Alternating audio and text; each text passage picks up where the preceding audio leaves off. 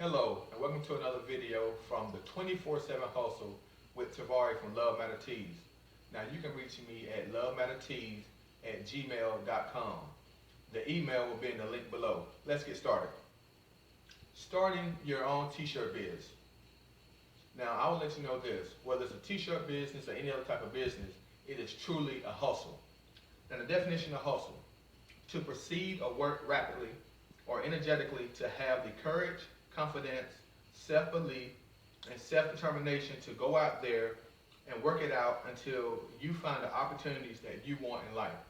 Now, for the focus of this video, I will use this definition for hustle: working hard, usually toward the common goal of creating an income. And let's talk about the different types of hustles. Your full-time or part-time job is a type of hustle. Yes, I said it. Because when you look at the definition of working towards the common goal of creating an income, that is exactly what you're doing on your full-time or part-time job. Another type of hustle could be home-based businesses.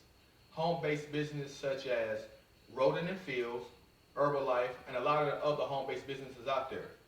Now let me pause for a second, so to speak. I do not get paid by Rodent and Fields, nor do I get paid by Herbalife for mentioning their companies on this video. I just know those are very good companies, so I use those as examples. Another type of hustle is a business such as a lawn care business or t-shirt business. Let's move on to why people don't even start a business, especially a t-shirt business. One, they think it's too hard. You know, you hear people say, I'm not an artist, I can't draw, I don't have good ideas. Number two, a lot of people think about failure. They are afraid to fail. You know, they may think, hey, I'll make this design up, I'll put it out there, it may not sell. It may not work. But you know what I like to say? Instead of that, it may not work, what if it does work? And speaking of what if it does work, this may surprise you, but some people are afraid of success. And I'll give you a good example for myself. In my lawn care business, some years back, I gave this gentleman a quote. Honestly, the quote that I came up with, and it was a correct quote. The quote was a little over $12,000. Now, at the time, I wasn't used to making that type of money on a lawn care contract or a landscaping contract. So what I did, not being used to making that type of money, I could not fix my mouth to tell that client that it would be a $12,000 job. So what I did, I played with the numbers. I got it to $9,900 because I thought that sounded better. So when I explained it to him, I gave him a quote of $9,900, and I also put an add-on. If you wanted to add on, it would go a little over $10,000. So we sat down. I told him the number, $9,900. We spoke about the add-on. It was a little over $10,000. And you know, the guy didn't even blink an eye. He said, okay, that's fine. Let's go with it. He asked me, he said, Tavarie, did you put in incidentals? I didn't know what incidentals were. I asked him, he explained to me, well, incidentals is an amount above the quote. He said it usually comes in at 10%. So on this job, it was a $10,000 job. The incidental additional amount made it $1,100. So the incidental amount actually came to $1,000, I should say, 10% of $10,000. So I asked him exactly what are the incidentals for, and he explained to me that it was for things such as if I needed another plant or I needed some irrigation supplies, etc., that I already had the money, and I didn't have to come back to him and ask him for it. You know, so with that understanding, I asked him, well, sir, what if I don't need the money? What do I do? He said, it's yours. I was like, cool. So sometimes it's just that people are afraid of succeeding, as bad as that sounds. Next would be listening to negative people. Now, sometimes these people, those people could be the people who are closest to you, because it's usually people who are closest to you who may say something negative to you, or negatively to you, and it affects you. If it's just some Joe out in the streets or something like that, it probably won't affect you as much. You know, but one thing I like to say is, don't allow someone else's limitation of belief become yours. Again, I say this. Do not allow someone else's limitations of belief become yours. There's a guy named Les Brown that I listen to quite often.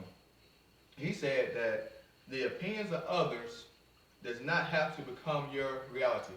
And I say that again. The opinions of others does not have to become your reality. Moving right along.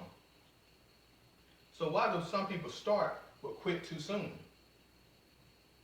One, they think that the money is just going to come rushing in. You know, they're going to have this big flood of money coming in because they just told their friends and family, say, I'm starting a t-shirt business. You know, that is not the case. The income is not going to come in just like that. You know, I know sometimes that we see videos on YouTube where the gentleman or the young lady talk about how they made $100,000 in a t-shirt business in a short amount of time. I've even seen one where they talk about making $1 million.